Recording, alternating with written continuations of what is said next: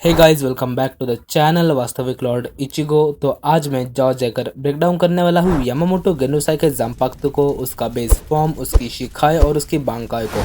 Yes, Yamamoto Genryusai the head captain फुकिताइचो of the Gotei 13 the old man Yamamoto की जांपाक्तो सबसे ज़्यादा oldest जांपाक्तो है। जितनी भी जांपाक्तो सोल सोसाइटी में एग्जिस्ट करती है उनमें से सबसे ज़्यादा स्ट्रॉन्गेस्ट फायर टाइप जांपाक्तो है वो है यामामोटो की ryujin Jakka, one of the most broken जांपाक्तो। और अगर हम बात करें इसकी अपीयरेंस की तो गाइज ये सील्ड फॉर्म में एक वॉकिंग स्टाफ की जैसे दिखती है और यामामोटो जब चाहे उस डिस्गाइज को निकाल सकता है अपनी जांपाक्तो को यूज़ करने के लिए। यामामोटो अपने शिकाई को रिलीज करने के लिए बानशो इसाई काइजिन तो नासे इस कमांड को यूज़ करता है, जिसका मतलब है all things of this world turn to ashes. और जब यामामोटो अपनी शिकाई अनलॉक करता है, अनलीश करता है, एक्टिवेट करता है तो ब्रह्मांड की सारी चीज़ें राख में बदल जाती है। जब भी यामामोटो अपनी शिकाई रिलीज़ करता है वो तभी अपनी इमेंस स्पिरिचुअल प्रेशर भी रिलीज़ करता है, जो कि पूरे सरेते में इजीली फील हो सकती है। ryujin जक्का एक बार रिलीज़ हो जाए तो उसकी हीट इतनी ज़्यादा होती है कि एटमॉस्फेयर में से सारा मॉइस्चर यूं ही इवेपोरेट हो जाए। उसकी शिकाई इतनी स्ट्रॉन्ग है कि वो दो रिस्पेक्टिव कैप्टन लेवल शिनिगामी क्योराको शिनसुई और उकिताके को उनकी शिकाई फॉर्म में इजीली हरा सकता है, वो भी without even breaking a sweat. अब हम फाइनली इसमें और ज़्यादा डीप जाएंगे और जानेंगे कि आखिर इसकी शिकाई की एबिलिटीज़ क्या है। यामामोटो की शिकाई की टोटल 3 एबिलिटीज़ है, जोकाकु एंजो, ताइमात्सु और एनेत्सु जिगोकू। तो पहले हम जानेंगे जोकाकु एंजो इस एबिलिटी के बारे में, जिसमें एक immense wall of flame create होती है जो कि सराउंड करती है टारगेट को, और फिर एक huge sphere of flame form होता है जो कि एनिमीज को इम्प्रिजन करती है। और इस एबिलिटी को यामामोटो ने तब यूज़ किया था जब उसने 3 कैप्टन लेवल शिनिगामीज आइजन, गिन और तोसेन को इम्प्रिजन किया था, वो भी रिस्पेक्टेबल टाइम के लिए। नेक्स्ट एबिलिटी का नाम है ताइमात्सु। यह एबिलिटी यामामोटो को अलाउ करती है एक ग्रेट इन्फर्नो क्रिएट करने को, और वो भी ryujin जक्का के एक सिंपल वेव से। और इस अटैक में जो फायर जनरेट होती है वो सब कंज्यूम कर लेती है अंटिल ओनली एशेस रिमेन्स। और ryujin जक्का से जो फ्लेम्स क्रिएटेड होती है वो ग्रेट प्रिसीजन के साथ इजीली कंट्रोल हो सकती है। और इतना ही नहीं, यामामोटो इजीली फ्लेम्स इंटेंसिटी भी चेंज कर सकता है। और लास्ट एबिलिटी है एनेत्सु जिगोकू, जिसमें 7 और मोर फ्लेम्स के तगड़े पिलर्स एक एरिया को सराउंड करते हैं। और इस टेक्निक का इंटेंट है ओपोनेंट को ट्रैप करना एक केज्ड इन्फर्नो में और ऑब्वियसली ओपोनेंट को डिस्ट्रॉय करना।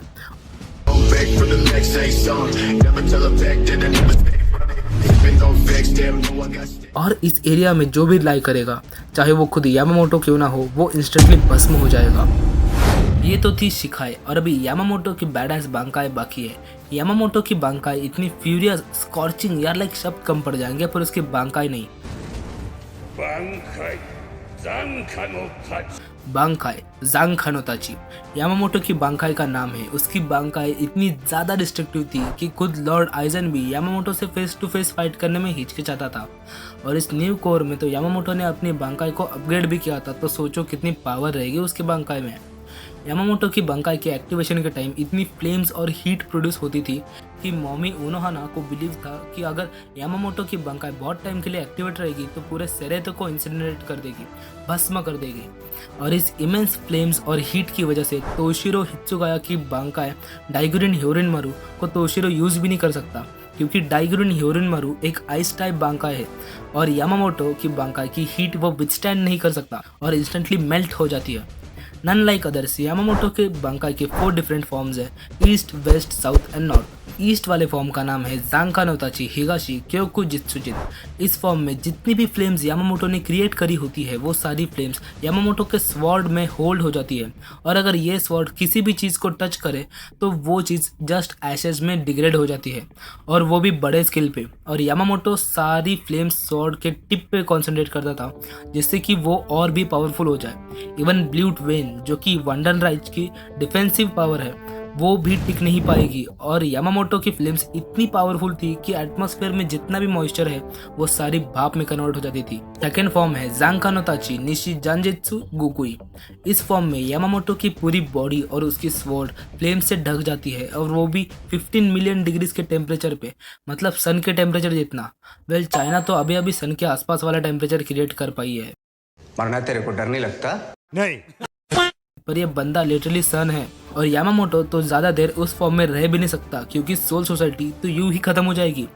तो तो अभी आप सोच रहे होंगे कि यवाक को क्यों कुछ नहीं हुआ, तो वो इसलिए क्योंकि यवाक के पास ब्लू ट्वेन है जो कि सारे क्विंचीज में होती है। थर्ड फॉर्म है जांखानोताची मिनामी काका जुमानोकोशी डाइसोजिन। इस फॉर्म में यामामोटो अपनी स्वॉर्ड जमीन के अंदर इम्पेल करता है और उसने जितनी भी लोगों को मारा है वो सारे जिंदा हो जाते हैं स्केलेटन्स के फॉर्म में और टारगेटेड एनिमी पे अटैक करते हैं।